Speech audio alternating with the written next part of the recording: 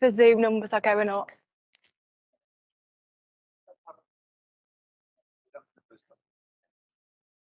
Everyone.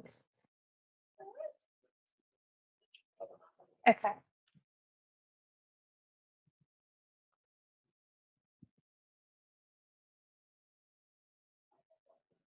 Morning, everybody. Welcome to Sky Betting and Gaming, both in real life and for those who have joined us on Zoom.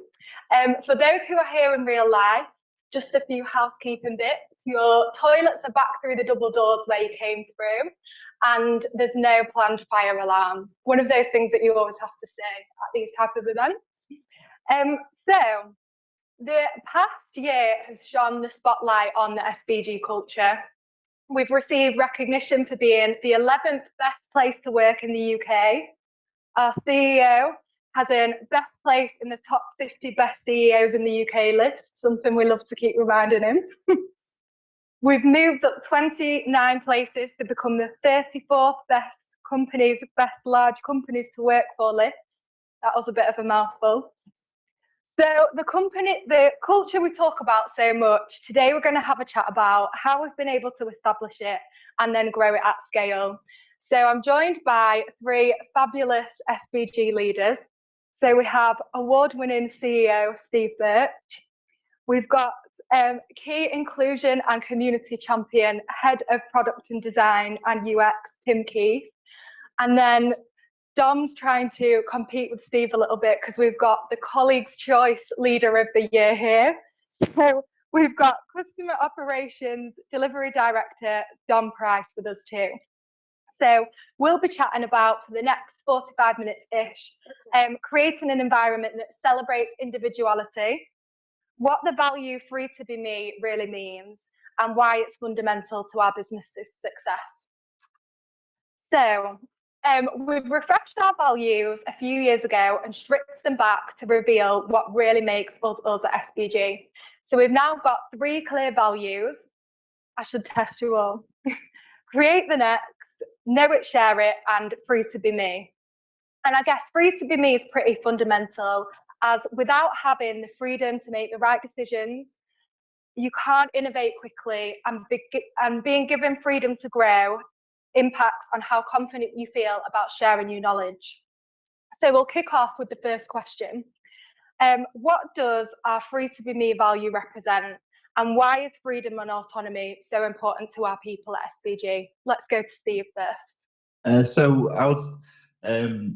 I think you've taken part of my answer in what you just said, Holly, because I agree. Like, it's giving autonomy gives people more purpose, lets them think more creatively, gets you more likely to get to a good answer.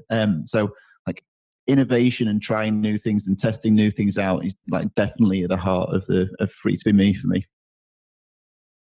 Thank you, Steve. Let's go to Tim. Yeah, and then from my perspective, working.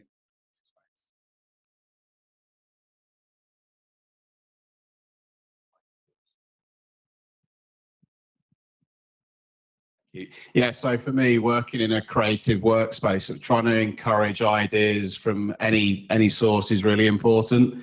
As Steve said, it's really important that we try new things out, and any idea can come from any person. So it's really important that we try and embrace that wherever possible. I think this is okay now. Dom sticks the mic. So yeah, free to be me as a value is hugely important for us in customer operations. We want everyone to come to work as themselves, every bit of them as well. So it's really important that people can be their own creative self, and part of me as a leader and being able to be me is really important for me as well, and it's helped me grow in my career. Love that. And I guess we talk a lot about this culture of freedom, autonomy, lack of hierarchy, being able to take a great idea and pursue it. But to some leaders, that might come across as a bit of a risk, or not the kind of usual style. So what would you say to a leader who wants to get more comfortable with leading a business that is built on freedom? Are you making me go first? So I'd say, like, why wouldn't you? For me, the risks are more on not doing it. The risks are that you've got employees who just say yes and will do what someone tells them without really thinking about, like, why am I doing this? What's the downsides? Is it actually going to make things better? Is it a good use of time and the challenge? Like, for me, I know I'll have done a really bad job if people just do what I say. Although at times that is painful that people do tell me they're not doing it, but I think that's so much a better place to be. So yeah, you want to drive that thought, and it goes back to autonomy as well. If we want people to be, we want to give autonomy, it then drives the creativity, it drives innovation, it drives like better outcomes for customers. So for me, though, there might be some little risks, I guess, somewhere. If people can, at times people might do something which doesn't add the most value it possibly could, like the upsides massively outweigh any downsides. And I think on top of that, from my perspective, I mean, any good leaders should really encourage that input from their team, no matter where that comes from. I think it allows you to become more rounded as a leader. You can learn more, understand different perspectives and different views. And I think that's really important for employees to feel that they are empowered to be able to do that within SBG. And like I mentioned before, like, any idea can come from anywhere. And I think that's something we always try and encourage. Yeah, I think Tim mentioned a key word there, which is empowerment. And I think especially in customer operations, it can come across at times like contact centres and customer service can seem to be quite micromanaged. And I think it's really important to get that balance right as well. And I think if people were coming to work and hated coming to work because they were so micromanaged, you won't get the best out of them. And ultimately, we want to get the best out of our people because ultimately they're serving our customers. And micromanaging those guys wouldn't be the thing to do. And them being free to be me and coming into work and doing their thing is ultimately where we're at and what we want them to keep doing. And Dom, your area is famous for some of the great events and engagement activity that you do to enable people to feel that freedom and encourage people to be themselves. What are some of your highlights over the past year of some of the things that you've done that have enabled some of our advisors to feel that freedom? Yeah, so in customer operations, we want people to be themselves. Hennessy's talked about this today. Why I'm struggling a little bit with this today is because it's just so normal. This is like free to be is our value. And as a leader actually thinking about our values, it was really important for me to come to this today to talk about free to be. But I suppose in terms of some of the things that we've done in customer operations, some of the big people initiatives have been Destination Barcelona. This is a concept that's just been built completely around our people and doing best for customers. And this is our people telling us what they want, gamifying our KPIs, just making it really fun for people to come to work. And ultimately, look after our customers through performing the best that we can be. So that's been like one of the key concepts. And then more recently, we've had an initiative called Advance to Go. And this is like a tribe-wide initiative whereby we celebrate each other's successes and basically do that through building a pot of money by the amount of objectives that we've earned along the way. And all this money will go back to our people to say thank you for all the hard work over the last year. So no matter who you are in the team, you feel a part of what that's all about. Yeah, 100%. Like everyone's got a voice. Everyone helps us get where we need to be in terms of our vision and goals across the different tribes, across the different areas. And this is a great way of doing it with these concepts. And Tim, you briefly touched on before around working in the creative space, and Steve's talked about that innovation and thinking differently about things. Do you have any examples of where that's come through in terms of how we've built and designed games for our customers? Yeah, so there's two parts to this. There's an ability to be inclusive internally to the team, but then externally outside of that as well. So from an internal point of view, we work together as a team. We define and agree our own values and principles and how we work, which is really important. So whenever we do any piece of work, it always sticks to the values that we collectively agree upon. And that's definitely from bottom upwards. It's not from me down. We do everything collaboratively internally. So everyone has a voice, as Dom was saying. It's really important that we get different diverse views and opinions, particularly within the creative space. So we do that with an internal space, and then externally on a tribal level, we'll then work with different departments around the business, whether that be in tech or marketing or otherwise. So again, we're really encouraging that input from other areas, and that allows us to really get to the best end goal. It's been done so based on lots of input from lots of different areas, and I think that's really important, and that's probably why the outcomes are as they are. Yeah, love that. And there's no denying the SPG culture and company has grown massively over the past 20 years, from that small organisation of a few people in Harrogate to where we are today in this amazing building. And we've experienced a lot of change and challenges through that, but we've always been able to maintain that people-centric culture. So I'm going to come, how have we managed to do that? So I think at the core of this business, definitely in lots of businesses, is the people. Like everything we build, you can copy. We copy other people's ideas, they copy our ideas. But the thing that is unique, really the only thing that's unique to us, is the people we've got. And so, like, we've definitely had wobbles through those 20 years, and at times we'll have got less people-centric than others. We always centre back, because that it does come back to the fundamental that the people make the difference. So it comes down to ideas that we produce, or ways we respond to challenges, or ways we try and make things better for customers. It's always people who generate those ideas. It's always people who come up with the new things. It's how people work together dictates how well you're doing. And all the challenges that I see throughout the business are normally where there's been miscommunication, or some people don't get on, or we're not quite clear on what we want to achieve. It's like, things don't break themselves, or don't make themselves better. It's always back to the people. Yeah, for sure. And as we grow, how do you think we can maintain this? We're part of now a bigger global group, and how can we keep that non-hierarchical structure and that sense of freedom as we continue to get bigger and work with other organisations? That is a hard question. So, and that is I guess the question I've spent a lot of time thinking about over the last year, since I've been in the role. I think there's a few ways to try and do it. You've got to keep senior people accessible and keep the right behaviours in senior people, and like senior people should want to talk to everybody. And the flip of that is everyone in the business should happily like manager, their manager's manager, their manager's manager's manager. There's a big two-way thing for people in the business to help keep that culture. I think as we have done, there's always coming back to people are important. So make sure you look after people, which we've definitely been good at through the pandemic. And now we're coming out of that, we need to make sure we stay true to that. So keeping people front of mind and worrying about how people will take and will understand and appreciate a message.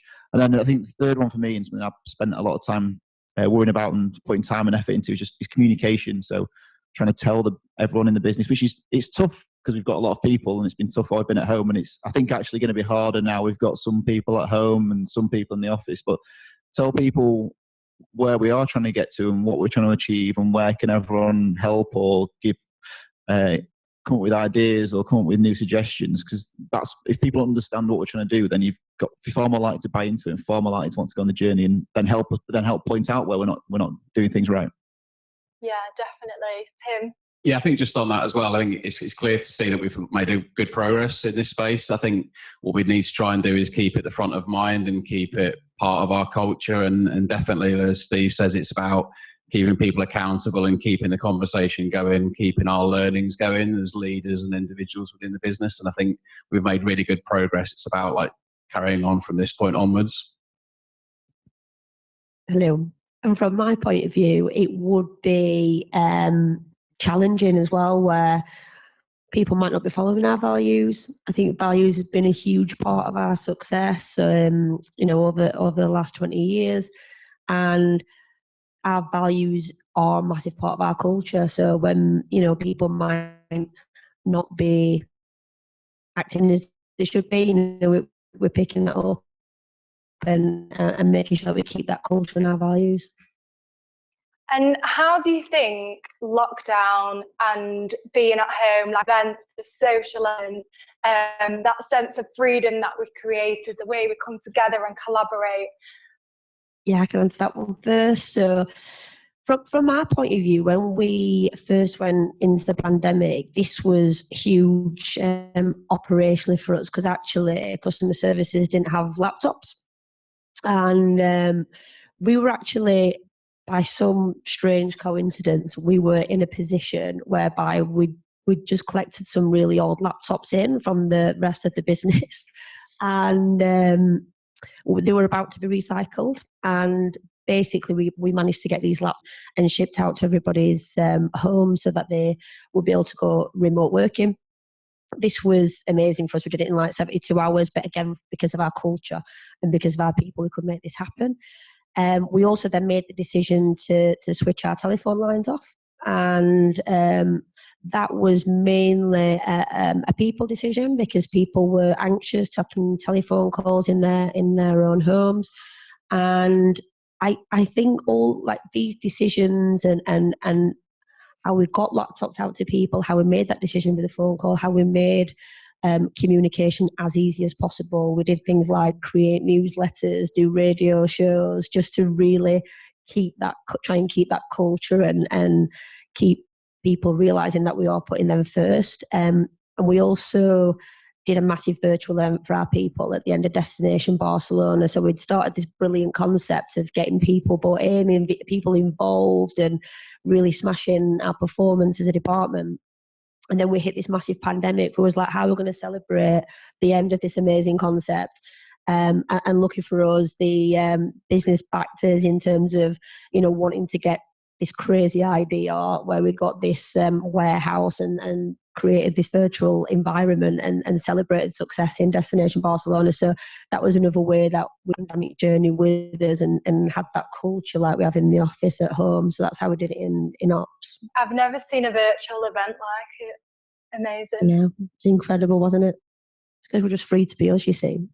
Yeah, so just on top of that, obviously there were some operational challenges we had to work through. I think the biggest thing for us from a product design perspective was just that well-being angle. Obviously, we were all going through the same thing at the same time and we didn't really know what was happening. But we really needed to try and make sure that everyone on an individual basis was being looked after and they got the support that they needed. Everyone adapted in different ways and at different times and had different challenges externally. So just trying to make sure we were being empathetic around how people were adapting to working in that new way was very challenging. But at the same time, I think as a team, we came together a little bit more, I think, than we probably did when we were here physically. I think we got to learn a little bit more about each other's personalities and backgrounds and individuality, which was really good. And then moving forward to now, again, we've had to adapt to new ways of working. How do we try and do stuff physically, but then remotely as well? So we're now looking at hybrid ways of working and how we can try and make that as inclusive and effective as possible. So yeah, it's been an interesting time for everyone, but I think there's been some good successes out of it at the back of it. Yeah, I definitely agree. I think we did a fantastic job of just keeping going and keeping things moving and still being able to operate, going from obviously being all in the office to remote overnight was like just a massive achievement for the business, and we should never underestimate that. And it was also like, I think there were some new ideas that came out of it. I think the virtual event that you ran was incredible and will probably then influence hybrid or physical events we have in the future. So it's good to see. It definitely drove us to have some new ideas. I do think, though, an area where we probably have not gone backwards but not gone forward as fast is probably on innovation. And we're probably seeing we've not had quite as many new or different ideas come out in the last 6, 9, 12 months as we had previously. So I'm looking forward to now people are coming back together. I know there's some sessions that are easier in person, and definitely idea sessions where people are bouncing off each other in a physical environment is definitely one of those. So I do think we've probably seen a little bit of I guess not a step forward there, but sort of maybe we've stood still, and we definitely need to start going forward again. So that, and then I do think it's just taken us a little bit longer. It's been a bit more draining. Sometimes it's harder to make decisions. You don't quite get to everyone's view as fast as you would do if you're all in a room when you're on Zoom. So again, I think the wellbeing toll's been there. So hopefully now people are coming back together. We'll start to go quicker as a business, and also people enjoy their roles more, I think. From what you've all said as well, there's definitely a key thread that takes us back to that people-centric, some really key decisions that have protected people, whether that's like Dom talked about, turning off the phone lines. We've had some really clear well-being messages about prioritising yourself and your family, and I think that's when kind of our values and culture, just something that we host on the but real life and lived. And I think back to Dom.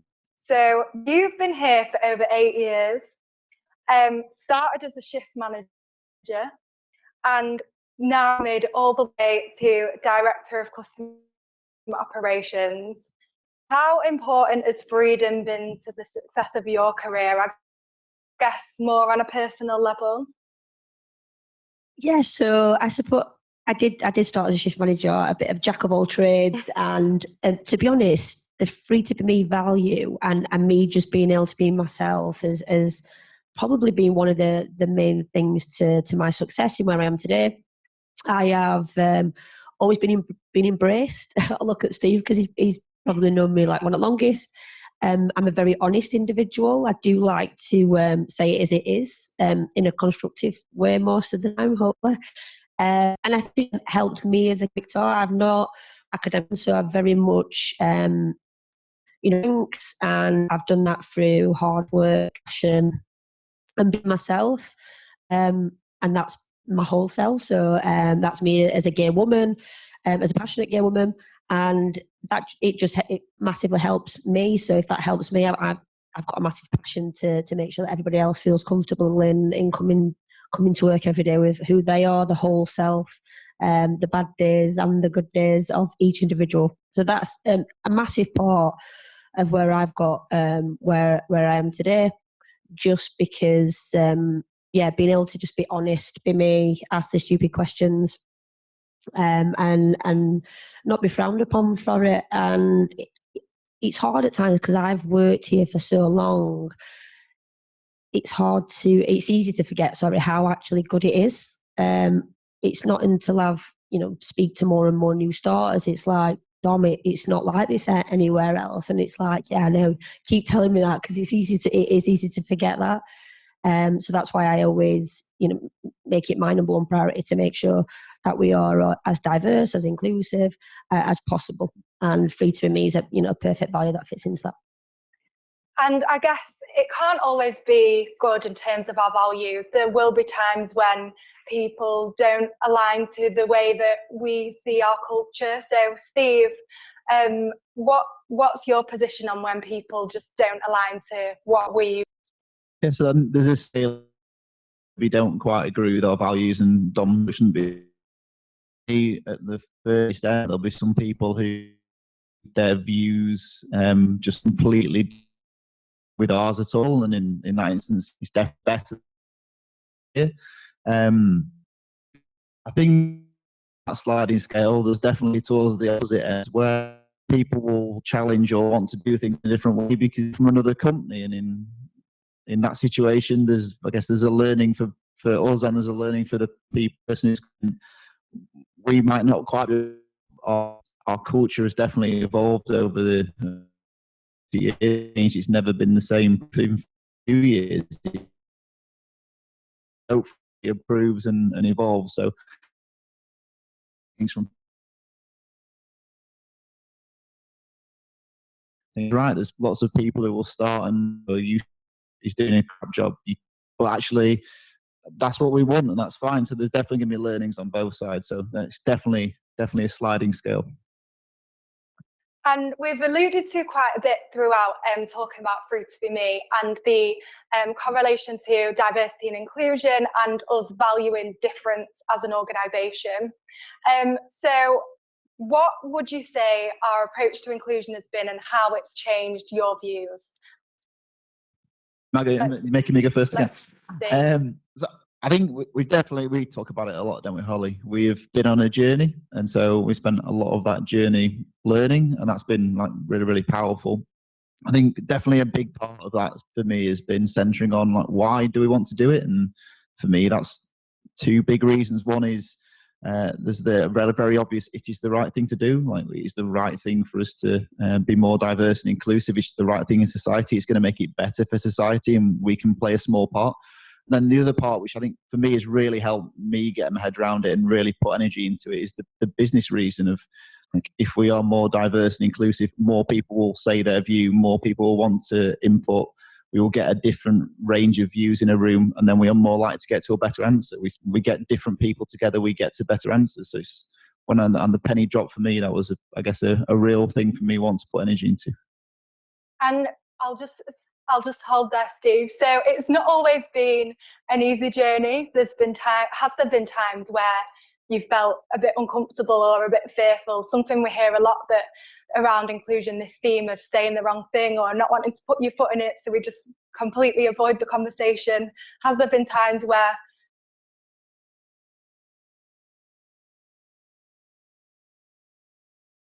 thing that's going to either provoke questions or provoke anger, and I guess did spend a lot of time myself learning about it. You were very helpful as well on my personal journey. You didn't set that question up for you to say that. But obviously, like you weren't, it was a lot of learning for me. But there was a bit of, actually, for me myself, just get over not talking about this, because if we don't talk about it, we'll never improve things and we'll never move forward. So yeah, we're now into the talk about it, and if I occasionally put my foot in it, then I will learn from that and move on. But we've got to keep talking about it. Love that. Yeah, and I think just to add on to that, there's plenty of times where we've tried to encourage the conversation wherever possible, and there isn't an element of learning as we go, particular for some people. So I think, like Steve says, it's making sure that we challenge it and educate ourselves as our customers, thinking from a customer point of view, are actually from a product design point of view, and your customer needs from different demographics as well as our own from an employer perspective. So there's multiple reasons why it's important for us.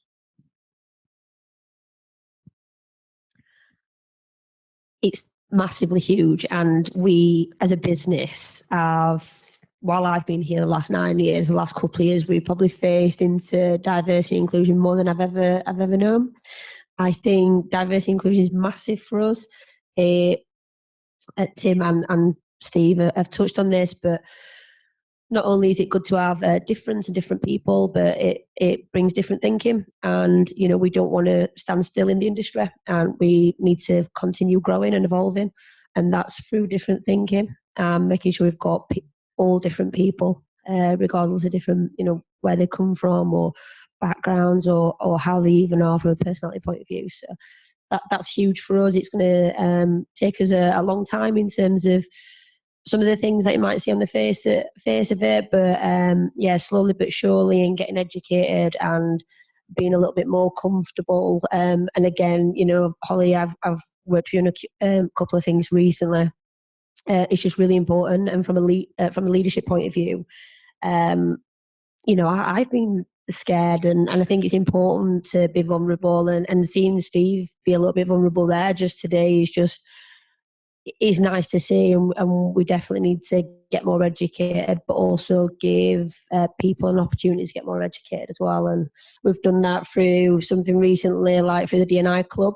This is once a month where people can come along and talk openly and confidently around a number of different things. So small and slowly it does it, and it's just such a big area of focus for us, but it's not something that we're going to be able to change overnight. Yeah, for sure. And the last book club we went straight in for it, didn't we? Was on the topic of racism. So there was some quite, I guess, uncomfortable, difficult conversations that anyone around the business could join on that topic, reading a variety of different books or watching different series, just providing that safe space for people to ask questions or understand things that they'd maybe never had to think about before.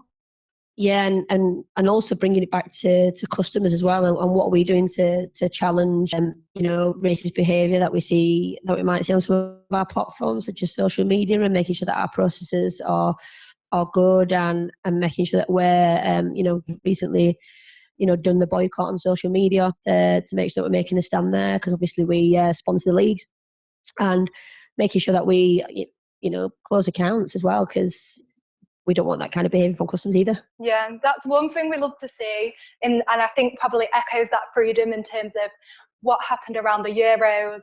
The CX team kind of just stood up and were like, no, we're taking action on this, and we're going to look at accounts and looking at social media and closing down accounts where behaviour just was unacceptable, and you just kind of took that and owned it. And I think that really is showcasing that freedom coming to life. So now we'll go back down to Tim. So we know that we've talked a lot about employment and values and what it's like to be in our business, but we also know that sometimes people can face quite significant barriers to employment before they can even think about what it's like to bring their authentic self to work. So what do you think the responsibility is of a business like ours to kind of level that playing field when we look out at how people experience the world differently? Yeah, no problem. So I think we've spoke a lot about how much progress we've made, but I think it's always really important to see like what the outcomes are, and the positive outcomes that we've embarked upon is we've self-funded a Kickstart scheme. So we've actually got more than a dozen young people are actually starting today. It's the first day with SBG after a few months of few weeks of training. So it's great to be able to bring people into the business that come from backgrounds where they might have had barriers to employment before. So this should really be a really positive message where we want to try and bring different backgrounds, different types of people into the business and give them the opportunity. I think that's really important, and it's great to see so many young people in the business today, and we're really looking forward to the second part of the question. Have a responsibility, I think, of who we are as a business and where we stand in terms of best places to work. And I think as a big employer, I think it's really important that we try and set out the right message, and hopefully schemes like the Kickstart really demonstrate that we want to try and make a positive impact to the community. Yeah, definitely.